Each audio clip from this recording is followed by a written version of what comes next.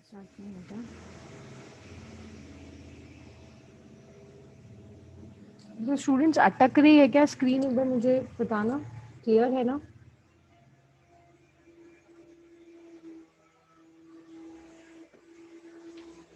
Yes, anyone?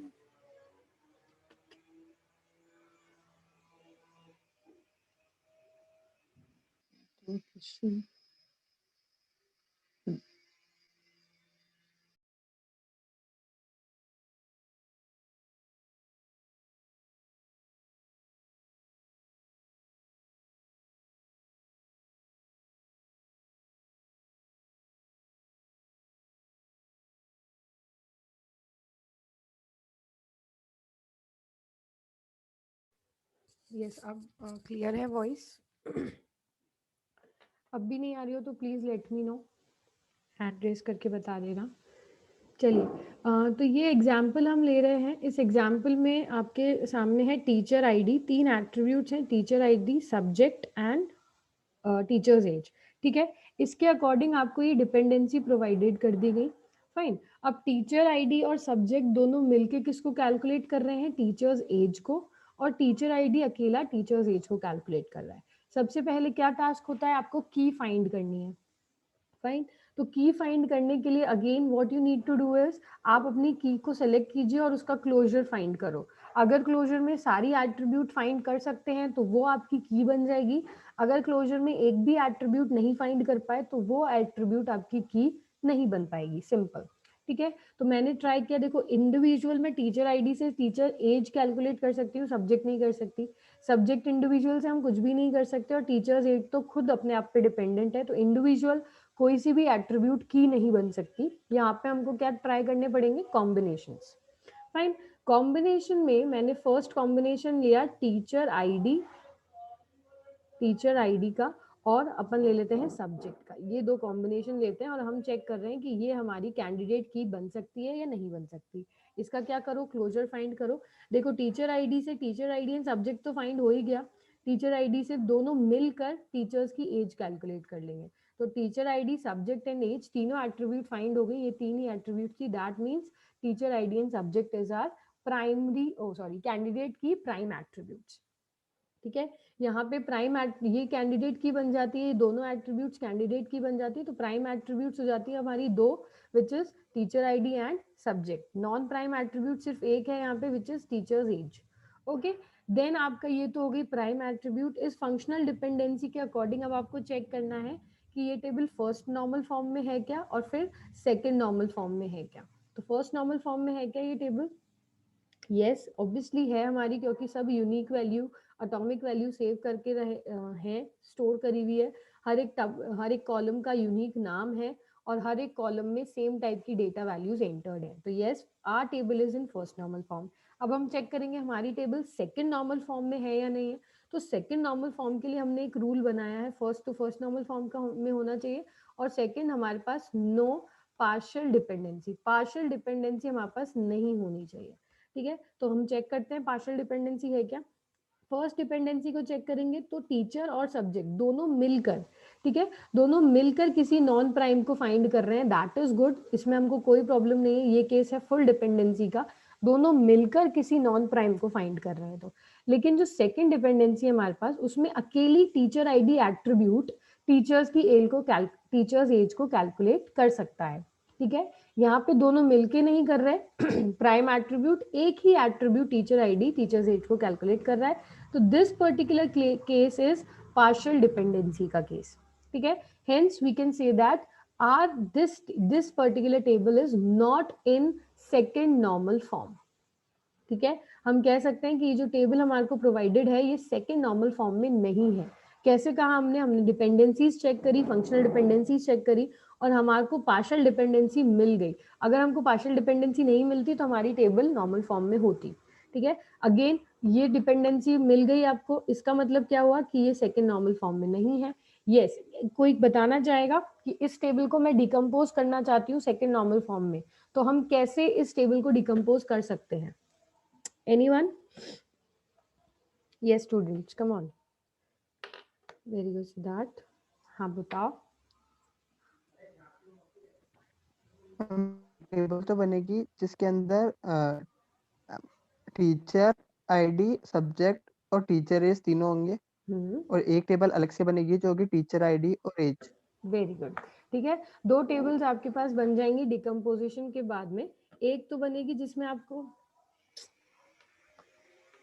अच्छा इसमें गड़बड़ हो गया है, टीचर आईडी, सब्जेक्ट और एज तीनों एट्रीब्यूट होंगी, यहाँ पे एज भी है, ठीक है। एज थोड़ा गलत हो गया। और एक टेबल बनेगी जिसमें शायद हम, आपने वहाँ पे ना वो डिपेंडेंसी गलत लिखी हुई है। नहीं बेटा डिपेंडेंसी तो सही है। टीचर आईडी और सब्जेक्ट दोनों मिलकर टीचर्स एज को कैलकुलेट कर रहे हैं, ठीक है।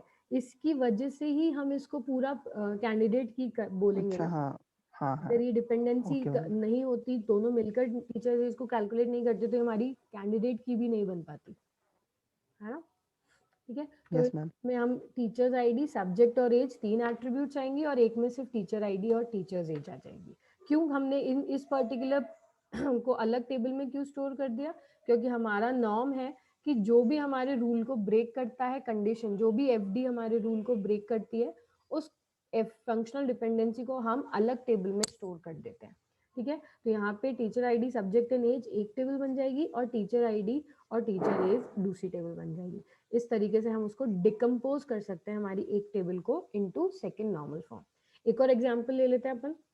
ये आपके पास स्टूडेंट की टेबल है जिसमें आपके पास चार एट्रीब्यूट्स हैं, student ID, project ID, student name and project name, ठीक है। इसके अकॉर्डिंग आपको डिपेंडेंसीज दे दी गई दो। स्टूडेंट आईडी और प्रोजेक्ट आईडी से तो आप स्टूडेंट का नेम कैलकुलेट कर सकते हो, और प्रोजेक्ट आईडी अकेले की वैल्यू से आप प्रोजेक्ट का नेम कैलकुलेट कर सकते हो। First of all what you need to identify is candidate key, ठीक है। सबसे पहले कैंडिडेट की फाइंड करो। अकेली कोई कैंडिडेट की बन सकती है क्या? यहाँ पे पहले देखो, अकेली आई डोंट थिंक बन सकती है, क्योंकि प्रोजेक्ट आईडी से सिर्फ प्रोजेक्ट नेम कैलकुलेट हो सकता है, और ये दोनों मिलकर स्टूडेंट के नेम को फाइंड कर रहे हैं, तो अकेली तो कोई एट्रीब्यूट कैंडिडेट की नहीं बन सकती।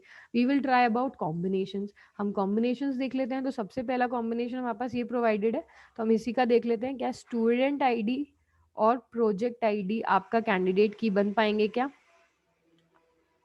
प्रोजेक्ट आईडी कैंडिडेट की बन पाएंगे क्या? देख लो कैंडिडेट की है या नहीं है। तो देखो दोनों मिलकर आपका स्टूडेंट नेम कैलकुलेट कर रहे हैं। स्टूडेंट आईडी और प्रोजेक्ट आईडी तो आपको पता ही है, दोनों मिलकर आपके स्टूडेंट नेम कैलकुलेट करेंगे, और सिर्फ अकेला प्रोजेक्ट आईडी ही काफी है आपके, सिर्फ अकेला प्रोजेक्ट आईडी काफी है आपके प्रोजेक्ट के नेम को फाइंड करने में। तो हम बोल सकते हैं कि इन दोनों के क्लोजर में मुझे चारों एट्रीब्यूट्स मिल गई, hence this particular attribute, this particular set of attribute is my candidate की। अगर ये कैंडिडेट की बन जाता है तो प्रोजेक्ट आईडी और स्टूडेंट आईडी तो हो जाती है प्राइम एट्रीब्यूट्स, और प्रोजेक्ट आईडी और student name and project name हो जाती है हमारी non prime attributes. Understood? Again इस केस में आप मुझे बता दो कि आपके पास पार्शियल सेकंड नॉर्मल फॉर्म में है या नहीं है। सेकंड नॉर्मल फॉर्म में है या नहीं है? Yes anyone? और इसको डिकम्पोज करना हो तो कैसे करेंगे? Yes be fast. हाँ सिद्धार्थ, और कोई बताना चाहेगा? Ekta, anyone else? हाँ एकता। मैम है ये सेकंड नॉर्मल फॉर्म, क्योंकि पार्शियल है दोनों। दोनों में partial dependency? No ma'am partial नहीं है। पार्शियल डिपेंडेंसी किस में है एकता? मैम किसी में ही नहीं है। अच्छा देखो यहाँ पे पार्शियल डिपेंडेंसी क्या होती है? कैंडिडेट की पार्ट पे, सिर्फ कोई उसके पार्ट पे कोई नॉन प्राइम डिपेंडेंट हो तो, ठीक है। यहाँ पे तो हमारी दोनों कैंडिडेट थी, तो दोनों मिलकर किसी नॉन प्राइम को फाइंड कर रही हैं। ये तो पार्शियल का नहीं है, ये केस किसका है? फुल डिपेंडेंसी का केस है, ठीक है। दूसरा केस यहाँ पे देखो, प्रोजेक्ट आईडी किसका पार्ट है? एकता बोलो। Ma'am project ID, student ID और कैंडिडेट की का पार्ट है ना। पार्ट पे अगर मैम किसी के पार्ट, कैंडिडेट की के पार्ट पे कोई नॉन प्राइम डिपेंडेंट है, प्रोजेक्ट नेम नॉन प्राइम है, इसके पार्ट पे प्रोजेक्ट आईडी इसके पार्ट पे डिपेंडेंट है, hence this is case of partial dependency. Partial dependency उसके पार्ट पे, अगर कैंडिडेट की के पार्ट पे कोई नॉन प्राइम डिपेंडेंट हो जाती है तो वो हमारा पार्शियल डिपेंडेंसी का केस होता है, जिससे मुझे प्रॉब्लम है सेकंड नॉर्मल फॉर्म में। हेंस ओके अगर आपको एक पार्शियल डिपेंडेंसी मिल गई, that means our table is not in second normal form. ठीक है, अब इसको बात करते हैं डिकम्पोज कैसे करना है। तो आइडिया बताओ decompose. Student ID, project ID और student name, very good. Then project ID और प्रोजेक्ट और एक टेबल में ये आ गया। तो एक में तो प्रोजेक्ट आईडी और प्रोजेक्ट नेम हम स्टोर कर लेंगे, और दूसरी टेबल में हम student ID, project ID and student name. ठीक है, तो इस तरीके से आप अपनी टेबल को सेकंड नॉर्मल फॉर्म में कन्वर्ट करते हो। हाँ साहिल, ये डिकम्पोज करने का क्या मेथड होता है? डिकम्पोज कर रहे हैं बेटा, क्यों? क्योंकि मान लो कि हमको इस पूरी की पूरी टेबल से प्रॉब्लम हो रही है। ठीक है, प्रॉब्लम क्या हो रही है कि ये जो डिपेंडेंसी मुझे मिल गई प्रोजेक्ट आईडी की, इस डिपेंडेंसी पार्शियल है। हाँ पार्शियल है। अगर मेरी ये नल वैल्यू हो गई तो इस नल की वजह से मैं कभी इस प्रोजेक्ट क्लस्टर एक्सप्लोरेशन को फाइंड ही नहीं कर पाऊंगी। अब डिकम्पोज करने का क्या है कि इसमें केस में प्रॉब्लम है, हम इसको सोल्यूशन प्रोवाइड कर रहे हैं, है ना। ये तो प्रॉब्लम हो गई पार्शियल डिपेंडेंसी, इसका सोल्यूशन कैसे दोगे? डिकम्पोज करके उस टेबल को। हाँ, तो मतलब कैसे करा? मतलब किस बेसिस पे कर दिया अपन ने डिकम्पोज? अपन ने सिंपल इस बेसिस पे किया है कि जिस पर्टिकुलर कंडीशन से हमको प्रॉब्लम हो रही है उसको उठा के अलग रख दीजिए। नॉर्मलाइजेशन मतलब प्रोजेक्ट आईडी जो डिटरमाइन कर रहा है प्रोजेक्ट नेम को, इससे हमें प्रॉब्लम है तो इन दोनों कॉलम्स को अलग टेबल में रख दिया, ऐसा? हाँ बिल्कुल यही कर रहे हैं। अच्छा, ऐसा। ठीक है, और डिकम्पोज मैम मेरे को एक और चीज पूछनी थी कि मतलब जैसे अपन क्लोजर फाइंड कर रहे हैं कैंडिडेट, मतलब है ना, तो क्लोजर से पता पड़ रहा है कैंडिडेट की है या नहीं। तो ऐसे तो बहुत सारे कॉलम होंगे, तो कितनों का फाइंड करेंगे हम? हाँ बिल्कुल, तो ये कैंडिडेट की फाइंड करने का अभी के लिए फॉर एकेडमिक्स अभी के लिए यही है, नहीं तो एक फॉर्मूला भी आता है कैंडिडेट की को फाइंड करने का, वो आपके एकेडमिक्स में नहीं है, उसमें बहुत कॉम्प्लेक्सिटीज आ जाती है, लेकिन अभी एकेडमिक्स पर्पस तो हमारे तो एग्जाम में मतलब कम ही आएंगे ना कॉलम वॉलम? हाँ हाँ, आपके एग्जाम में max two max 6 to 7 columns आ जाएंगे मैक्सिमम, ये भी मतलब 4 से 5 ही कॉलम्स आते हैं, इससे ज्यादा कॉलम्स आते नहीं। 8 से 5 की तो हो जाएगी। 4 से 5 में तो हो जाएगा। बाकी ये जो जब यूजुअली कंपनी के डेटाबेस से आप डील करते हैं इन फ्यूचर कंपनीज में, कभी प्राइवेट सेक्टर में, तो वहां पे आपको कीज फाइंड करने में एक प्रॉपर सिंटेक्स प्रोवाइडेड होता है टूल्स पे, उस सिंटेक्स के अकॉर्डिंग आप कीज को फाइंड कर सकते हो। Okay ma'am, yes, thank you. या वेलकम। तो नॉर्मलाइजेशन प्रोसेस बस इतना सा है, आप इकट्ठे सारे डेटा को स्टोर करके रख रहे हो, वो प्रॉब्लम दे रहे हैं, आपने क्या करना है उनको मैनेज करना है। Normalization process is equals to management. मैंने जो आपको स्टार्टिंग में वो एग्जांपल्स बताए थे असेंबलीज के और मॉड्यूलर किचन के, तो वो एग्जांपल भी यही कह रहे थे कि आपके के सारे यूटेंसिल्स एक जगह हैं तो आपको प्रॉब्लम दे रहे हैं, आपने क्या किया उनको डिफरेंट डिफरेंट मॉड्यूल्स में डिवाइड कर दिया। हमारे सारे स्टूडेंट्स इकट्ठे खड़े हो रहे हैं तो हमको कुछ बाइफिकेशन पता नहीं चल रहा, कौन से बीसीए का स्टूडेंट है, कौन सा एमसीए का स्टूडेंट है, कौन से एमएससी का स्टूडेंट है। तो हमने क्या किया, सबको इंडिविजुअल लाइंस में डिस्ट्रीब्यूट कर दिया, अलग अलग क्लासेस में डिस्ट्रीब्यूट कर दिया। ऐसे ही ये पूरी टेबल में मुझे प्रॉब्लम मिल गई पार्शियल डिपेंडेंसी की, पार्शियल डिपेंडेंसी की प्रॉब्लम मिल गई तो हम उसको नॉर्मलाइज करेंगे डिकम्पोज करके। इस टेबल को डिकम्पोज किया हमने 2 टेबल्स में। एक टेबल में तो हमको ये जो प्रॉब्लमैटिक एरिया था पार्शियल डिपेंडेंसी का, एक टेबल में तो मैंने इसको अलग कर दिया। अलग करने के बाद ये मेरी प्राइमरी की हो जाएगी, नल नहीं होगी। और दूसरी टेबल में मैंने जो प्रॉब्लम नहीं दे रहे थे उन कैंडिडेट्स, उन एट्रीब्यूट्स को एज इट इज स्टोर कर दिया। तो एक तो ये एक टेबल हो गई और एक ये टेबल हो गई। फाइन, नेक्स्ट आ जाता है अपन थर्ड नॉर्मल फॉर्म पे। Fine, yes, second normal form में किसी को कोई डाउट है तो पूछ लो फिर से, क्योंकि थर्ड नॉर्मल फॉर्म तभी बन पाएगा जब सेकंड नॉर्मल फॉर्म में होगी वो टेबल। ठीक है, तो सबसे पहले फर्स्ट नॉर्मल फॉर्म चेक किया जाएगा, उसके बाद पार्शियल डिपेंडेंसी चेक की जाएगी, उस केस के बाद हम थर्ड नॉर्मल फॉर्म पे आएंगे। Anyone having doubt regarding this? चलो ठीक है। और सब स्टूडेंट्स क्लास अटेंड किया करो, इम्पोर्टेंट क्लासेस चल रही हैं। यस, थर्ड नॉर्मल फॉर्म में क्या है देखो, अभी तक जो मैंने केस डिस्कस किया है वो मैंने डिस्कस किया है कि मान लीजिए अल्फा है और फंक्शनल डिपेंडेंसी है बीटा। ठीक है, अल्फा मेरी अभी फर्स्ट नॉर्मल फॉर्म में प्राइम, सेकंड नॉर्मल फॉर्म में प्राइम एट्रीब्यूट थी, और बीटा जो डिपेंडेंट थी वो क्या थी, हमारी नॉन प्राइम एट्रीब्यूट थी। राइट, पार्शियल डिपेंडेंसी हम ये चेक कर रहे थे ना कि कोई भी नॉन प्राइम एट्रीब्यूट किसी कैंडिडेट की के पार्ट पे, प्राइम एट्रीब्यूट पे, अकेली प्राइम पे डिपेंडेंट नहीं हो। ठीक है, ये केस हमने पार्शियल डिपेंडेंसी में एलिमिनेट कर दिया। ठीक है, अब दूसरा केस क्या होता है, इस केस में तो क्या था कि नॉन प्राइम ना प्राइम पे डिपेंडेंट थी, इफ व्हाट, अगर कोई non prime attribute, if what अगर कोई नॉन प्राइम एट्रीब्यूट किसी नॉन प्राइम एट्रीब्यूट पे ही डिपेंडेंट हो जाए तो, ठीक है। अगर क्या हो कि अल्फा और बीटा, अगर मेरी ये डिपेंडेंसी क्रिएटेड है, इसका मतलब बीटा आप अपने एग्जिस्टेंस के लिए अल्फा पे डिपेंडेंट है। अगर नॉन प्राइम प्राइम पे डिपेंडेंट है, वो केस हो गया पार्शियल डिपेंडेंसी का। नॉन प्राइम प्राइम पे पार्ट ऑफ प्राइम पे डिपेंडेंट है, पार्शियल डिपेंडेंसी का केस हो गया, जिसको मैंने सेकंड नॉर्मल फॉर्म में एलिमिनेट कर दिया। दूसरी प्रॉब्लमैटिक कंडीशन मेरे पास क्या बनती है मेरे डेटाबेस में, अगर कोई नॉन प्राइम किसी नॉन प्राइम पे डिपेंडेंट हो जाए, ठीक है, अगर कोई नॉन प्राइम किसी नॉन प्राइम पे डिपेंडेंट हो जाए तो हमको बहुत प्रॉब्लम आने वाली है, क्योंकि इस पर्टिकुलर प्राइम में तो था, तो वो तो हमारे पास चांसेस थे कि नल हो भी सकती है या नहीं भी हो सकती है। ऐसे ही अगर non prime attribute non prime पे डिपेंडेंट हो जाए, तो अगर ये नॉन प्राइम कभी नल हो गई, ठीक है, ये नॉन प्राइम की वैल्यू अगर कभी किसी यूजर ने नल पास कर दी, तो अगेन हम उस पर्टिकुलर दूसरी एट्रीब्यूट को फाइंड नहीं कर पाएंगे, ठीक है। तो ये भी हमारे पास प्रॉब्लमैटिक एरिया है जिसको हमको सॉल्व करना है। इस पर्टिकुलर डिपेंडेंसी को हम कहते हैं ट्रांजिटिव डिपेंडेंसी। जैसे उसको कहा था पार्शियल डिपेंडेंसी, प्राइम पे डिपेंडेंट था, पार्ट ऑफ प्राइम पे, इसको कहते हैं हम ट्रांजिटिव डिपेंडेंसी। जब कोई नॉन प्राइम एट्रीब्यूट किसी नॉन प्राइम एट्रीब्यूट पे ही डिपेंडेंट होती है।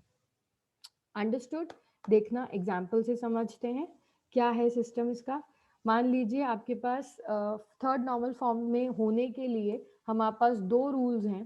फर्स्ट रूल तो है हमारे टेबल सेकंड नॉर्मल फॉर्म में होनी ही चाहिए। तो अगर आप थर्ड में कन्वर्ट कर रहे हो, बॉयज कॉर्ड में कन्वर्ट कर रहे हो, तो पहले सेकंड में करोगे, फिर थर्ड में करोगे, and this is steps, right. तो फर्स्ट ऑफ ऑल आपको पार्शियल डिपेंडेंसी अपनी चेक करनी है और अपने टेबल को सेकंड नॉर्मल फॉर्म में डिकम्पोज करना है। नेक्स्ट वी हैव इज हमारे थर्ड नॉर्मल फॉर्म में ट्रांजिटिव डिपेंडेंसी नहीं होनी चाहिए, ठीक है। थर्ड नॉर्मल फॉर्म का एक मेन रूल है, जैसे सेकंड का था पार्शियल डिपेंडेंसी नहीं होनी चाहिए, ऐसे ही थर्ड नॉर्मल फॉर्म का हमारे पास मेन रूल है कि ट्रांजिटिव डिपेंडेंसी हमारे पास नहीं होनी चाहिए। क्या होती है ट्रांजिटिव डिपेंडेंसी?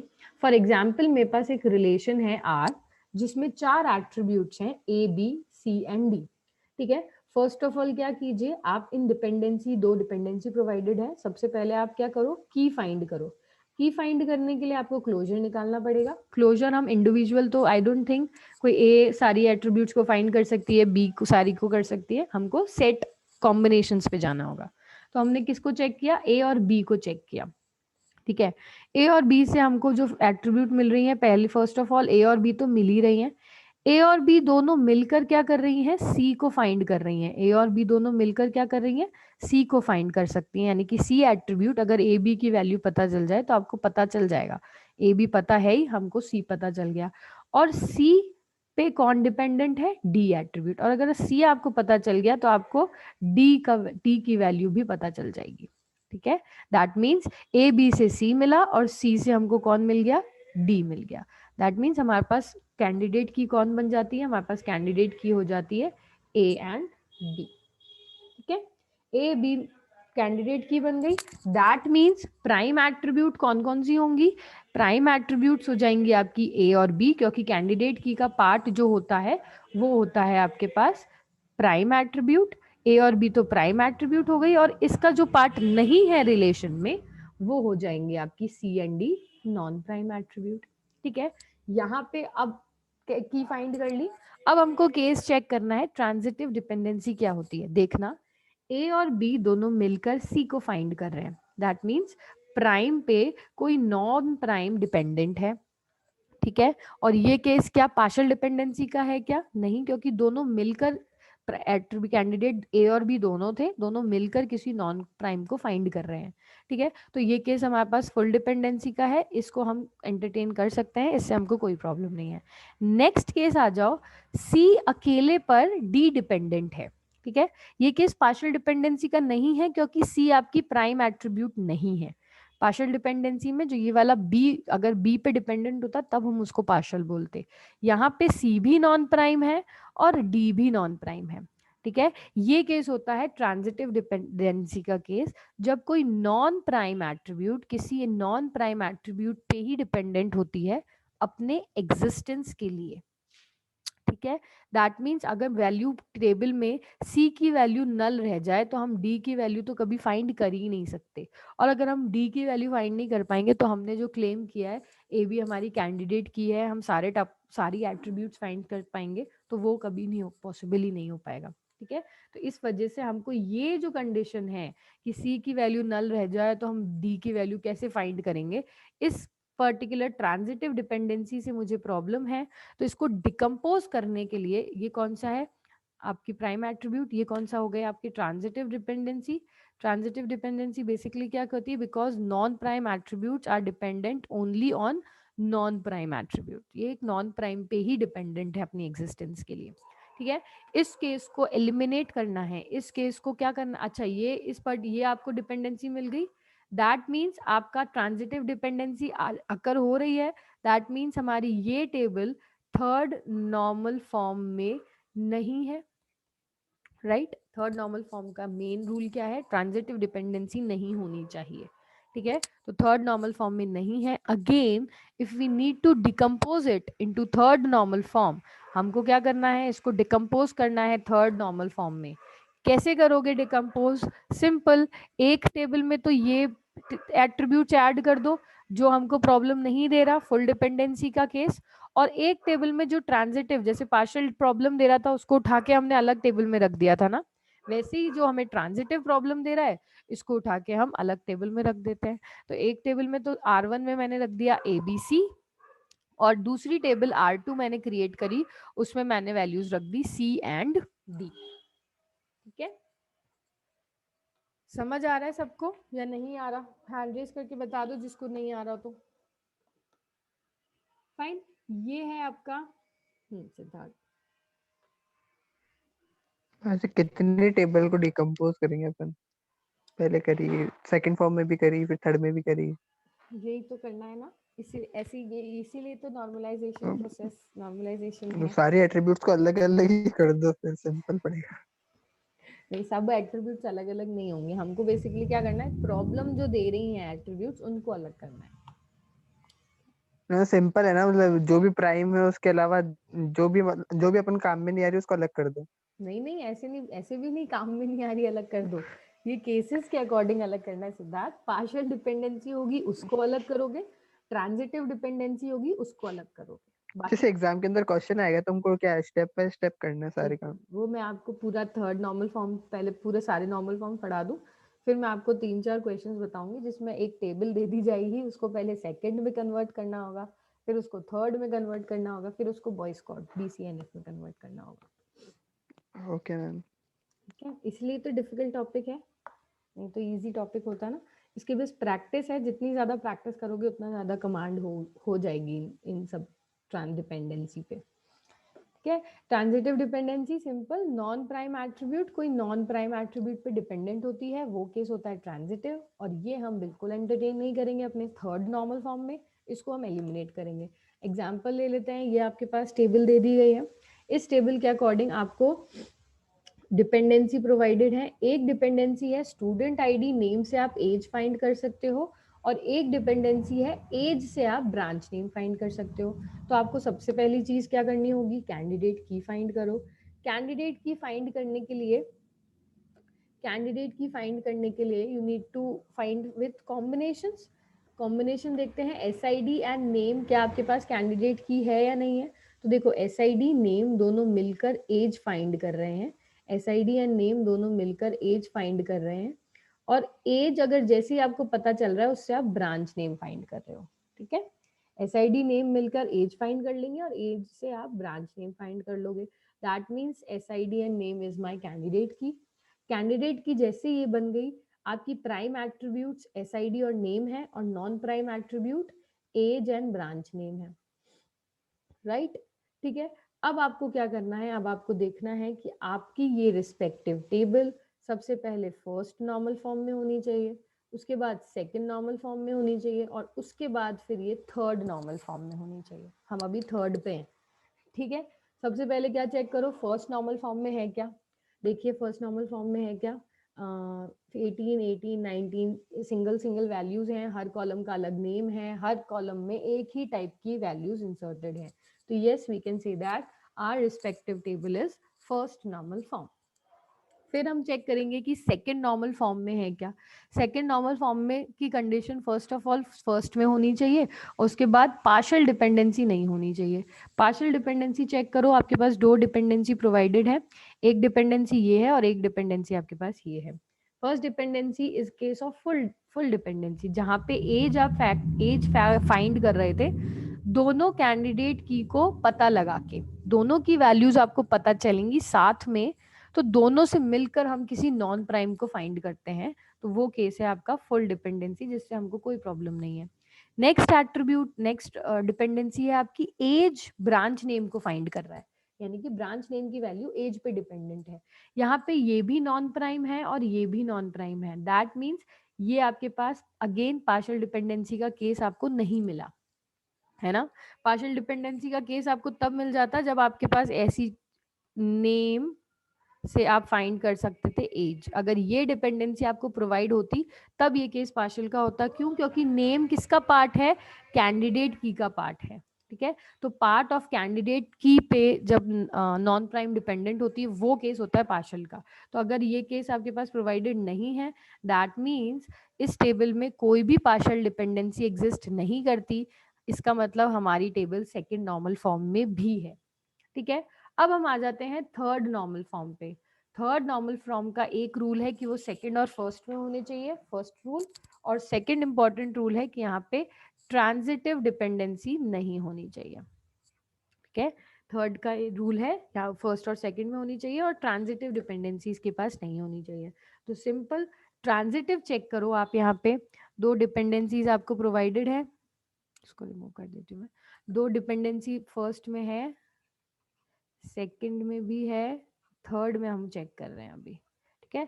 ट्रांजिटिव डिपेंडेंसी के लिए एसआईडी एंड नेम से आप first functional dependency SID name दोनों मिलकर किसी नॉन प्राइम को फाइंड कर रहे हैं, ये केस है फुल डिपेंडेंसी का, दैट इज ओके, इससे हमको कोई प्रॉब्लम नहीं है।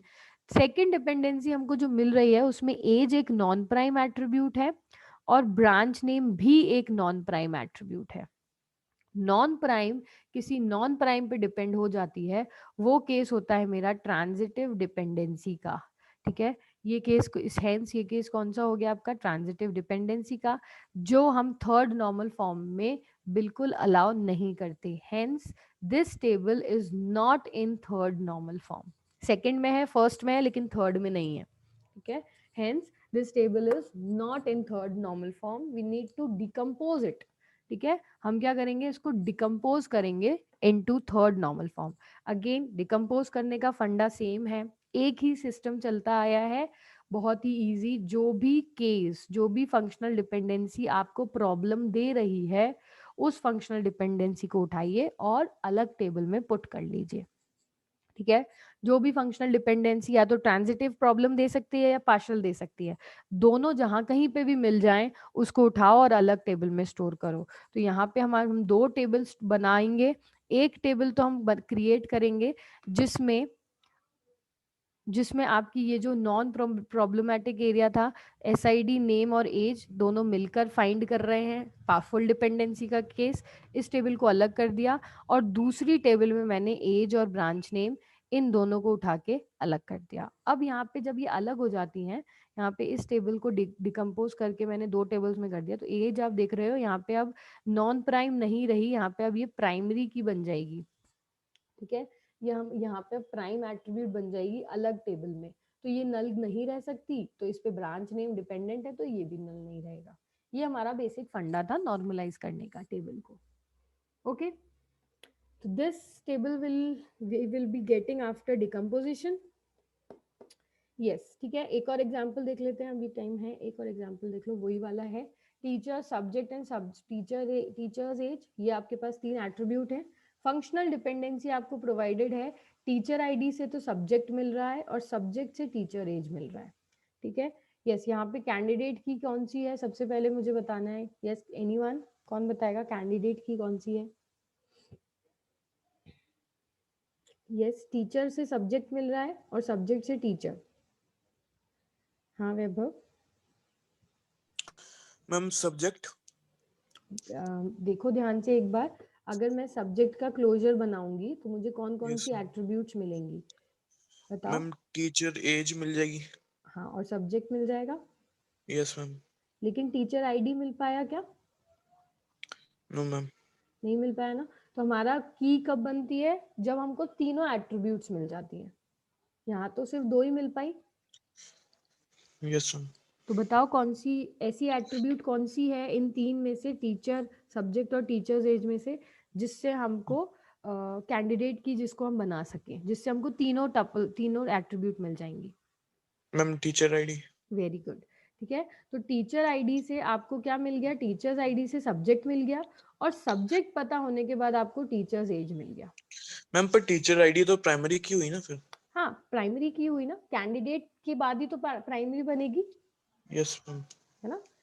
प्राइमरी की ओके। जो भी है वो कैंडिडेट भी है और सुपर भी है, राइट। वो मैंने जो आपको हायरार्की समझाई थी उसकी। तो कैंडिडेट की और प्राइमरी की कुछ भी कह लो, तो टीचर आईडी यहाँ पे मेरी क्या हो गई? टीचर आईडी हो गई हमारे पास कैंडिडेट की। ओके, अब टीचर आईडी कैंडिडेट की के बाद, yes anyone would like to say, क्या ये मेरी टेबल सेकंड नॉर्मल फॉर्म में है और थर्ड नॉर्मल फॉर्म में है? यस, सेकंड नॉर्मल फॉर्म में है क्या हमारी table? First of all second normal form के लिए चेक करते हैं। जल्दी ही ऑफलाइन क्लासेस शुरू होने वाली हैं, तब तो फिर हम पूछ ही लेंगे ऑफलाइन, लेकिन अभी हैंड रेस करके बताओ एनीवन। Very good. हाँ सिद्धार्थ। सेकंड के अंदर तो नहीं है। सेकंड के अंदर नहीं है, ठीक है। सेकंड की नहीं कंडीशन क्या सेकंड के होती है? अंदर तो है। हाँ सेकंड के अंदर है हाँ, सेकंड की क्योंकि उसमें कोई कंडीशन होती पार्शियल नहीं है। हाँ, पार्शियल नहीं है यहाँ पे कुछ भी ना, क्योंकि टीचर नहीं, आईडी पे सब्जेक्ट डिपेंडेंट है और सब्जेक्ट पे टीचर्स एज ये डिपेंडेंट है। ट्रांजिटिव है। ये ट्रांजिटिव है, वेरी गुड। ठीक है, तो सेकंड तो है, सेकंड नॉर्मल फॉर्म में है यस हमारा मैम। ये। थर्ड नॉर्मल फॉर्म में नहीं है, राइट, नहीं क्योंकि क्योंकि ये ये ट्रांजिटिव है। ट्रांजिटिव आपको मिल गया। दैट मीन्स अगर आपको ट्रांजिटिव मिल जा रहा है कि नॉन प्राइम एट्रीब्यूट किसी नॉन प्राइम पे डिपेंडेंट है, this particular case is third transitive. Transitive हम एंटरटेन नहीं करते इन third normal form. That means this table is not in third normal form. ठीक है, अब इसको डिकम्पोज करना होगा। सिद्धार्थ आप ही बता दो कैसे करोगे। मैम एक तो टेबल बनेगी टीचर आईडी और सब्जेक्ट की, और एक सब्जेक्ट और टीचर एज की। Very good. ठीक है, तो एक तो टेबल बन गई हमारी टीचर आईडी और सब्जेक्ट की डिकम्पोज करने के बाद, और एक बन गई हमारी सब्जेक्ट और टीचर्स एज की। जो भी ट्रांजिटिव जो भी प्रॉब्लम दे रहा था उसको हमने उठा के अलग टेबल में रख दिया। ओके, तो this was all about second normal form and first third normal form. हाँ साहिल, कुछ पूछ रहे हो आप? अभी सेकंड नॉर्मल फॉर्म में कैसे नहीं है? सेकेंड नॉर्मल फॉर्म में इसलिए नहीं है बेटा, देखो क्योंकि हमको ऐसा कोई पार्शियल वाला केस नहीं मिला। सेकेंड नॉर्मल फॉर्म में हमने सिर्फ एक रूल लगाया कि पार्शियल डिपेंडेंसी नहीं होनी चाहिए। पार्शियल डिपेंडेंसी क्या होती है? जब कोई प्राइम पार्ट ऑफ एट्रीब्यूट पे, हाँ part of candidate prime attribute पे नॉन प्राइम डिपेंडेंट हो, हाँ, है ना। यहाँ पे कुछ ऐसा हो रहा है क्या? ये तो तो पूरी की टीचर पूरी, आईडी तो प्राइम है ना, तो इसका अपन पार्ट करेंगे तो क्या आएगा? फाइ एम्प्टी सेट हम्म, है ना, और उस पे कोई नॉन प्राइम। हाँ तो उस पे कोई नॉन प्राइम अभी ऐसे मतलब फाइ एम्प्टी सेट पे नॉन प्राइम डिपेंडेंट कैसे हो सकती है ना, कि अगर हाँ वो ही नल है तो वो फिर आपको डिपेंडेंट वेरिएबल डिपेंडेंट एट्रीब्यूट मिलेगी ही नहीं कभी, हाँ है ना। इसलिए हमारे यहाँ पे जो टीचर आईडी कैंडिडेट की थी, इसका कोई पार्ट ही नहीं है। दैट मीन्स टीचर पे अगर आपकी नॉन प्राइम डिपेंडेंट है, ये तो पूरी की पूरी कैंडिडेट ही है ना, पूरी की पूरी प्राइमरी की ही है ये, पार्शियल डिपेंडेंसी नहीं है ये, क्योंकि कैंडिडेट ही ये है और इसका कोई पार्ट है ही नहीं, है ना। तो ये पार्शियल डिपेंडेंसी नहीं है। नहीं है। पार्शियल डिपेंडेंसी कब होती है? जब आपके पास कैंडिडेट होती है, कैंडिडेट में दो एट्रीब्यूट्स मिनिमम दो होनी चाहिए, उन दोनों में से किसी एक पे कोई नॉन प्राइम डिपेंडेंट हो जाए, वो पार्शियल होती है। अच्छा, हाँ ठीक है, ये केस तो फुल डिपेंडेंसी का है कि पूरी प्राइम पे पूरा नॉन प्राइम डिपेंडेंट है, फुल से हमको कोई प्रॉब्लम नहीं है, तो इसलिए ये सेकेंड नॉर्मल फॉर्म में नहीं है। ये नॉन प्राइम पे नॉन प्राइम है, ट्रांजिटिव है, ये थर्ड नॉर्मल फॉर्म में नहीं है। सेकेंड में तो है, सॉरी, थर्ड में नहीं है। ओके। ओके, चलिए, और किसी को कोई डाउट है? चलो ठीक है, तो एक और एग्जाम्पल है हमारा, वो कल अपन ले लेंगे, और फिर हम फाइनली अपना फोर्थ नॉर्मल फॉर्म देखेंगे, boys code normal form, which is very interesting and important.